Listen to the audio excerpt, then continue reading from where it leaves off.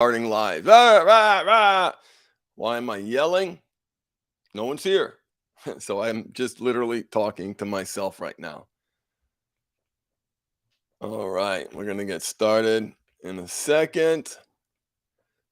This is an interesting study, and the reaction to it was really interesting. And I'm going to clear some things up today, which is going to be a lot of fun. All right. Yeah. Well, I mean, someone actually could watch this later while you're recording. So let's jump in. Welcome to Sex Afflictions and Porn Addictions. I am your host, Craig Pera, the founder of the Mindful Habit System. And for over the past decade, we've been helping men break free from sex addiction and porn addiction, and to help them and their partners lead healthy lives, to create healthy sexuality and a great life. And we believe that those two things are inexorably intertwined. What I want to talk about today, and if you're here watching me live, awesome, welcome. And if you're not, you can join me live if you follow me on YouTube, Facebook, Twitch, LinkedIn, and Twitter or X. So we're going to talk about a study that was released. It caught some news, and the study, the article headline, the article in CNN was, yelling at your kids is the same as physical sexual abuse. So that kind of got picked up because it was a shitty headline. And so what I want to do today is to clarify what that study said and why it's so important for healthy sexuality and a great life. Understanding this, why understanding this is so important to creating healthy sexuality and a great life. And here's why. Because verbal abuse is impactful. In fact, and we'll talk about what verbal abuse is. And what it isn't is yelling. So I'll start with the punchline, and then we'll jump in. And if you're here, please jump in the chat, ask me questions. But verbal abuse has lasting impact throughout a child's life, creating underlying emotional, psychological repercussions, including increased risks of anger, depression, substance abuse, self-harm, and obesity. These are some of my clients, some of my awesome clients. Self-harm. For many guys, this behavior has crossed the threshold into self-harm, depression, anger, obesity, right? Obesity, part of that reward mechanism. So this is highly relevant, highly relevant. And here's how, and so this is for guys, right? I was thinking of who is this particular video for? And of course it's for everybody. But this is for the guy who is listening, maybe new to recovery, and welcome. Sorry you're here. Glad you're here. And it's like, listen, man, I keep hearing about all this family of origin bullshit. My therapist keeps asking me questions about my past. And what I read says I should be, reflecting on what happened. Nothing untoward sexually happened. Like my dad screamed at me, but, my mom screamed at me, whatever. But come on, it wasn't physical abuse. It wasn't sexual abuse. It wasn't neglect. It wasn't like physical, mental, emotional, and neglect. It wasn't it didn't apply to any one of those areas. And so, typically those guys in therapy, move, the therapist will, okay, you're right, let's move on. We don't do that. And we don't do that because we know with every guy, there's a reason why he does what he does. There's a story. All of our parts have origin stories. And so for that guy who says nothing to see here, well, that makes me even more challenged. And so we get from, and what I explain to these guys is don't look at trauma. Put that word out of your head. Don't think about it that way, because that's going to color like what you experienced didn't rise to that level that meets that threshold. Um, Physical abuse, sexual abuse, mental abuse, neglect. Put that away. Trauma, abuse away. Think impact. Impact, right? What was the impact?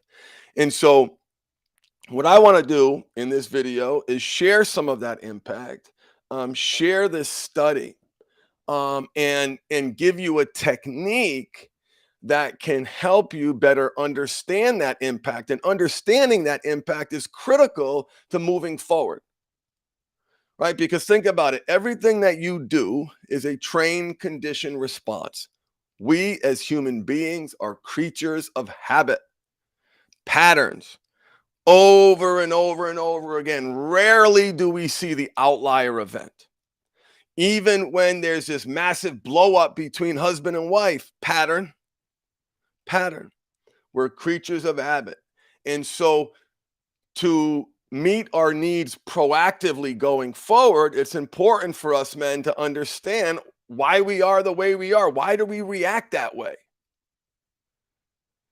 Why do we feel a certain way? Why do I get defensive, right? Why do I tell stupid lies? Why do I project mother onto my wife? Why am I and feel like a little child all the time? Well, those feelings are conditioned. Those feelings, that projection of mother, the punishment, bad boy, is in part traced back to your childhood. Everybody has an origin story. Why we do what we do, the good, the bad, the ugly. That environment had a massive impact. So it's important to understand that so you can react better going forward. To know thyself be true, to understand why you react a certain way, and not beat yourself up and shame yourself, and stuck in that circle of making things worse. No, I know why I react that way, and I know what's underneath that, and so now I can meet my needs proactively. So here we go. Child maltreatment currently encompasses 4 categories: physical, sexual, emotional abuse, and neglect. A child in the Journal of Child Abuse and Neglect evaluated these definitions, and they found that emotional abuse is so vague. What does it mean? And it kind of focuses on the victim, how his experiences were received. It doesn't say anything about the perpetrator.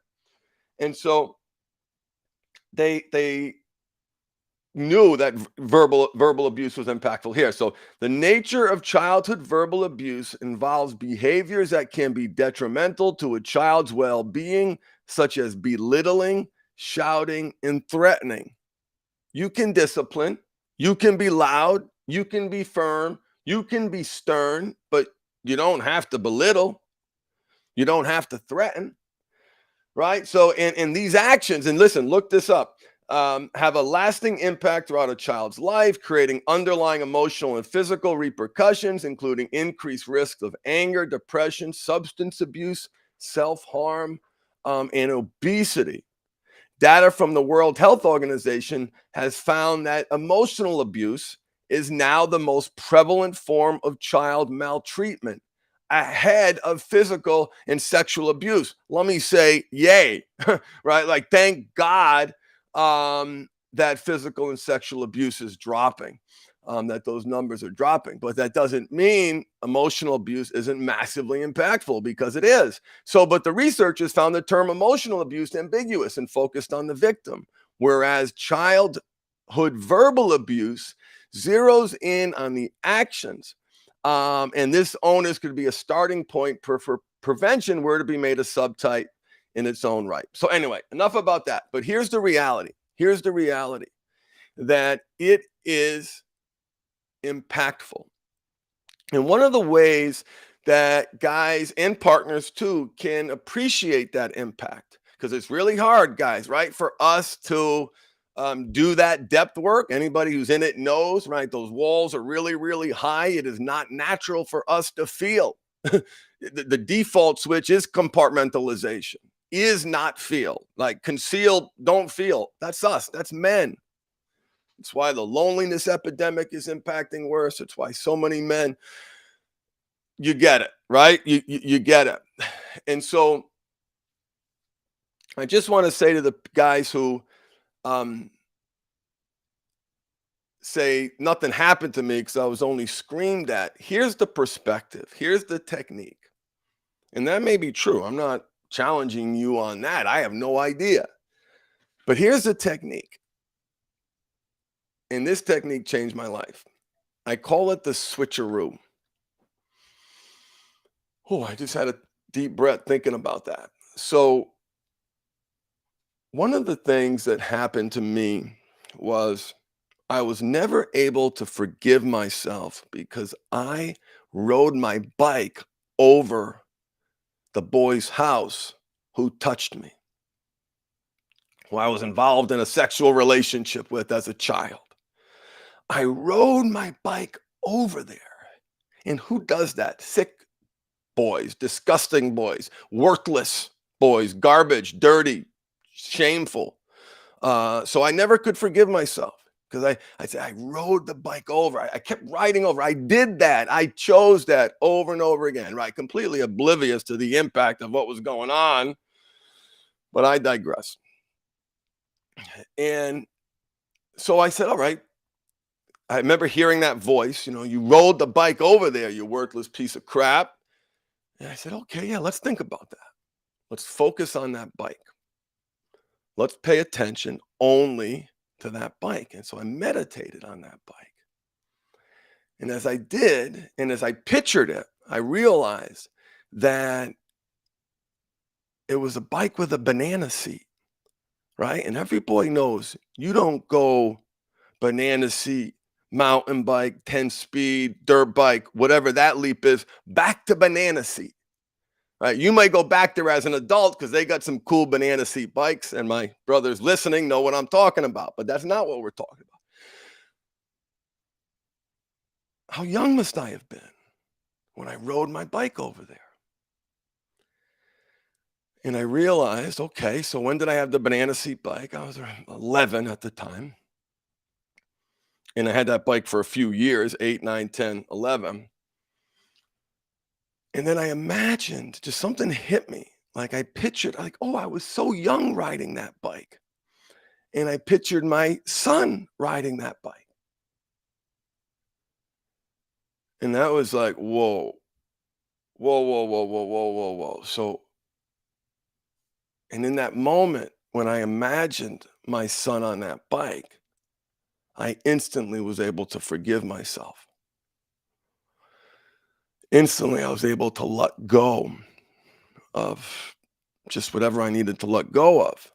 So the technique is the switcheroo. So if you're struggling to evaluate the impact of verbal abuse, imagine and do this like meditation, right? When it's safe to do so, and if you feel good enough to do so.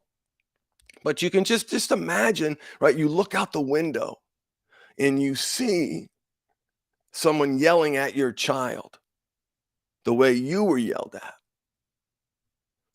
And you imagine you're looking out the window as a father and you see someone in that child's face screaming at them and telling them what a worthless piece of shit they are. Whoa, wait a minute. Wait a minute. Wait a minute. Wait a minute. Wait a minute. And so I heard in my head, Nate Dogg, and it went, hold up. And I was, whoa. Massively impactful. Massively impactful. Here I was shaming that kid. I need to be loving that kid. And so that's what I want you guys and partners to imagine if you're struggling with your root cause work with your therapist, if you're struggling to better understand why you do what you do, imagine I was just yelled at. Imagine how you'd feel if you saw someone yelling at your child like your mother or father yelled at you. And imagine it, day after day after day. And it's not to dishonor our mother and father at all. I think it's honoring them because they want what's best for you. And understanding the impact of those experiences is a wonderful thing, is a beautiful thing that can help you meet your needs proactively, as Rob writes in the chat correctly, going forward, because you understand yourself better. You know why you react that way. You know why the walls are up. You know why you feel like a child when your wife is sharing her pain, and yet you feel like a demeaned little kid. You understand why that power dynamic is there. You understand why you're projecting mother onto your wife. You don't feel like an equal partner. And so that's the value of the root cause work. It's important, it's absolutely critical. And if anyone is listening and they say to themselves, nope, nothing to see here, I promise you find the right provider. Maybe it's me. You will better understand the impact. There's always an impact, and that has been my experience. Are there people out there in the universe where that's not the case?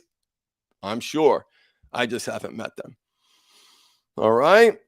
So that's it for today, everybody. Do that switcheroo technique when it feels good to do so. Try to better understand yourself. And if you need more help, visit our website, mindfulhabithelp.com. You can check out our different programs.